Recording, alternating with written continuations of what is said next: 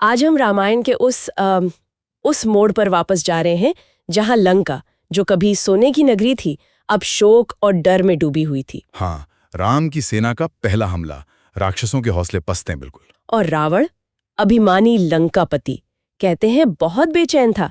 शायद पहली बार उसे अपनी अजेयता पर शक हो रहा था। बिल्कुल, ये वो समय था जब युद्ध की असलियत लंका पर जाहिर हुई थी। हार का डर, अपनों को खोने का दुख, रावण हिल गया था अंदर तक। और इसी उथल-पुथल में, इसी निराशा में उसे याद आई अपनी एक भूली हुई सी शक्ति, हाँ, अपने भीमकाय भाई की। कुंभकर्ण की। कुंभकर्ण, ये नाम सुनते ही एक विशाल आकृति आंखों के सामने आती है। कोई साधारण योद्धा तो नहीं था वो। अरे बिल्कुल नहीं, उसकी तो कहानी ही अजीब है। 6 महीने की गहरी नींद। ऐसी नींद के मतलब दुनिया इधर की उधर हो जाए, उसे पता ही ना चले। सही कहा। और जब जागे तो बस 2 ही चीजें चाहिए, ढेर सारा खाना और युद्ध। हाँ, उसे वरदान मिला था ब्रह्मा से, या कहिए श्राप ही था एक तरह से। शरीर ऐसा कि पर्वत शर्मा जाएं।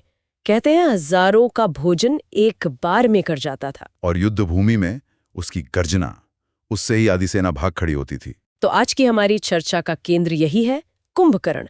हम स्रोतों को खंगालकर ये समझने की कोशिश करेंगे कि आखिर उस सोए हुए पहाड़ को जगाया कैसे गया। और जागने के बाद उसका रावण से जो संवाद हुआ, वो धर्म और भाई के कर्तव्य के बीच का जो द्वंद्व है। हाँ, वो बहुत महत्वपूर्ण है। और फिर अंत में राम के साथ वो भीषण युद्ध, उसका अंत, इसमें जो भावनात्मक पहलू हैं, जो नाटकीयता है, उसे समझेंगे। चलिए शुरू करते हैं उस अविश्वसनीय कोशिश से, कुंभकर्ण को जगाने के प्रयास से। ये कोई छोटा मोटा काम नहीं था। ये तो अपने आप में एक युद्ध था। रावण का हुक्म हुआ और हजारों राक्षस लग गए इस काम में। सोचिए जरा, हजारों नगाड़े, ढोल एक साथ बज रहे हैं, कान फाड़ने वाली आवाज, पूरी लंका गूंज रही होगी।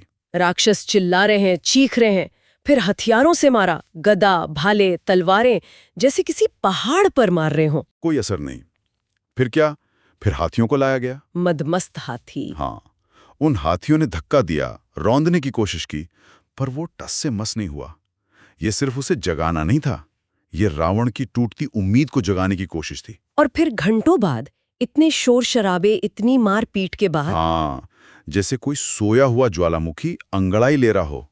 थोड़ी हलचल हुई, उसने आंखें खोली। और जागते ही पहला सवाल। बिल्कुल उसकी प्रकृति के अनुसार, भारी नींद में डूबी आवाज में, क्यों जगाया मुझे? कौन है वो जिसने मेरी नींद खराब की? खाना तैयार है क्या? कमाल है। मतलब लंका पे संकट है, युद्ध चल रहा है, भाई परेशान है, और उसे अपनी नींद और भूख की पड़ी। यही तो उसकी विचित्रता थी, दुनिया से कटा हुआ। खैर, उसे नहलाया धुलाया, ढेर सारा खाना खिलाया। कहते हैं हजारों भैंसें, मदिरा के हजारों घड़े। बाप रे। और फिर उसे रावण के सामने ले जाया गया। रावण की हालत क्या होगी उस समय? थोड़ी राहत, थोड़ा गुस्सा, थोड़ी ग्लानि भी। बिल्कुल। उसने फिर पूरी कहानी सुनाई, गुस्से और दुख के साथ। बताया कि कैसे एक मामूली सा दिखने वाला इंसान, राम, बंदर भालुओं की सेना लेके, हाँ, समुद्र पर पुल बनाकर लंका को घेर लिया है। हमारे बड़े बड़े योद्धा मारे गए, प्रहस्त जैसे महारथी भी। सेना खत्म हो रही है भाई, तुम ही बचा सकते हो। यहाँ कुंभकर्ण का एक अलग ही रूप दिखता है। उसने सुनी भाई की बात ध्यान से। हाँ, और फिर उसकी नजर रावण पे टिकी।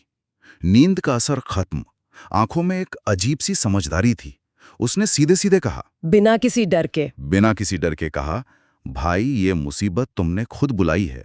सीता का हरण करके तुमने अधर्म किया है, राक्षस कुल के विनाश का रास्ता खोल दिया है। सीधी बात। रावण को तो आदत नहीं थी ये सब सुनने की। बिल्कुल, वो रुका नहीं।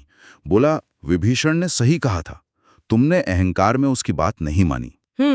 और जिसे तुम साधारण मनुष्य समझ रहे हो, वो राम, वो साधारण नहीं हो सकता। समुद्र पर पुल बनाना, इतने राक्षसों को मारना, ये किसी दैवीय शक्ति का काम है। उनसे दुश्मनी मतलब मौत को बुलावा देना। ये दिखाता है कि कुंभकर्ण सिर्फ ताकतवर नहीं था, उसमें विवेक भी था, धर्म अधर्म की समझ थी। सही कहा। पर रावण, वो तो तिलमिला गया होगा।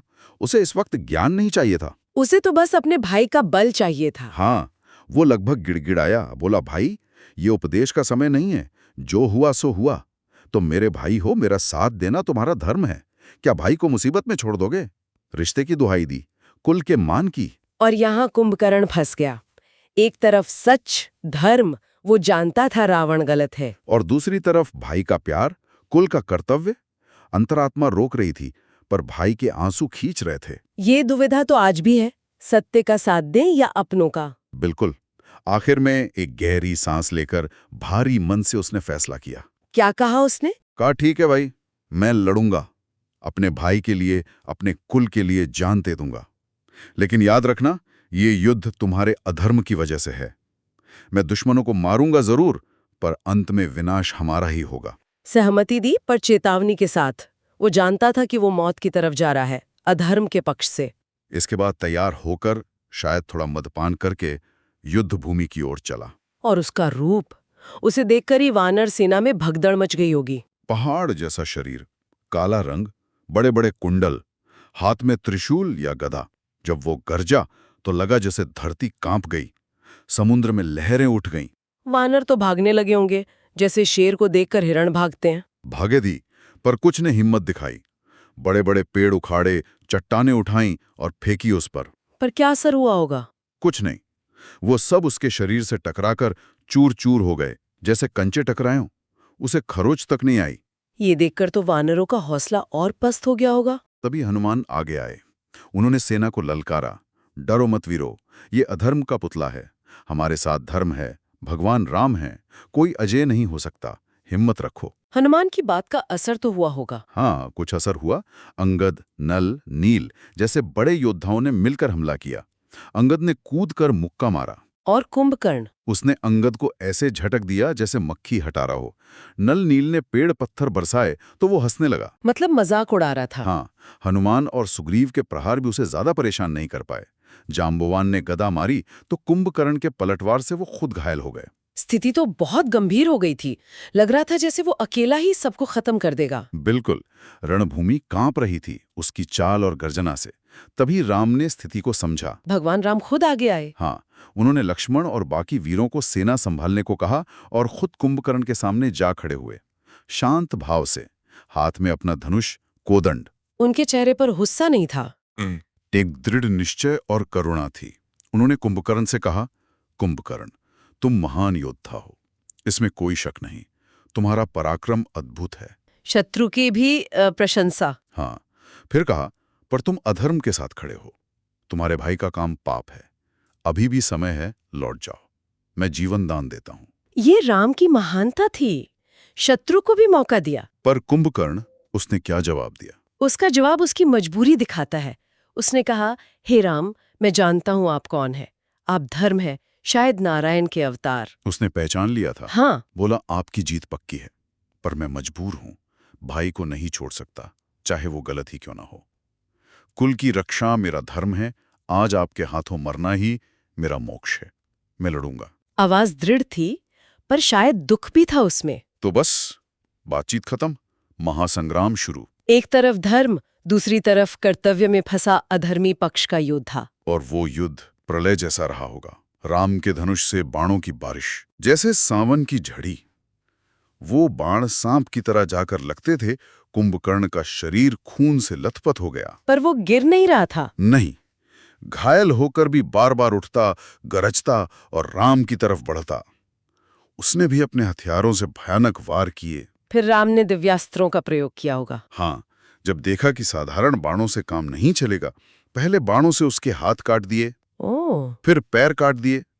सोचिए वो दृश्य, बिना हाथ पैर के खून से लथपथ वो विशाल शरीर जमीन पर गर्जना तब भी जारी थी। मुंह खोलकर वानरों को निगलने की कोशिश कर रहा था। अपनी उस आखिरी दयनीय हालत में भी। कहते हैं उस वक्त उसने मन ही मन राम की स्तुति की, कहा, प्रभु आपकी जय हो, आपके हाथों मरकर मैं धन्य हो गया। उसने अपनी नियति मान ली थी। हाँ, अधर्म का साथ देने का अंजाम भुगतने को तैयार था। राम के हाथों मृत्यु में ही उद्धार देख रहा था। और तब राम ने अपना अंतिम अस्त्र चलाया। हाँ, जिसे इंद्र के वज्र या ब्रह्मास्त्र जैसा मानते हैं। मंत्र पढ़कर वो बाण छोड़ा, सीधा कुंभकर्ण के सीने में लगा। और फिर एक पल को सब शांत। फिर एक भयानक चीख के साथ वो पहाड़ जैसा शरीर निर्जीव होकर गिरा। धरती कांप उठी होगी। कहते हैं भूकंप जैसा आ गया। समुद्र का पानी पीछे हट गया, कई वानर तो उसके नीचे दबकर ही मर गए। कुंभकर्ण का अंत। हाँ, और ये खबर जब लंका पहुंची तो जो दुख पहले से था वो हाहाकार बन गया। राक्षसियां रोने लगीं, हर तरफ विलाप। रावण ने जब सुना, आंखें गुस्से से लाल हो गईं। बदला लेने की कसम खाई, लेकिन उस गुस्से के पीछे शायद पहली बार डर था, गहरा डर। उसे समझ आ गया था कि राम को हराना नामुमकिन सा है। लंका का एक और मजबूत खंभा गिर गया था। तो ये थी कुंभकर्ण की कहानी, एक ट्रेजेडी, एक ऐसा योद्धा जिसमें बल था, विवेक था। पर भाई का मोह उसे अधर्म की राह पर ले गया। सच जानते हुए भी साथ न दे सका। वीरगति मिली, पर कहानी एक सवाल छोड़ जाती है। हाँ, और ये भी देखिए कि राम ने भी उसकी वीरता का सम्मान किया। कहा, कुंभकर्ण तुम वीर थे, पर अधर्म का साथ दिया इसलिए नाश हुआ। यही नियम है। शत्रु के प्रति भी सम्मान। बिल्कुल। तो कुंभकर्ण हमें सोचने पर मजबूर करता है, क्या रिश्ते, परिवार की निष्ठा कभी सच और न्याय से बड़े हो सकते? जानते हुए कि अपना कोई गलत है, उसका साथ देना कहाँ तक सही है, खासकर जब अंजाम विनाशकारी हो? ये एक मुश्किल सवाल है, जिसका जवाब शायद हर किसी के लिए अलग हो। बिल्कुल, कुंभकर्ण की कहानी इसी मुश्किल को दिखाती है। खैर, लंका का एक योद्धा तो गया, पर रावण की ताकत अभी खत्म नहीं हुई थी। हाँ, अब अभी तो उसका सबसे शक्तिशाली बेटा बाकी था, मेघनाद, इंद्रजीत। बिल्कुल, मायावी शक्तियों वाला। तो हमारी अगली चर्चा का विषय यही होगा, इंद्रजीत की शक्तियां, लक्ष्मण से उसका युद्ध और हनुमान का संजीवनी लाना।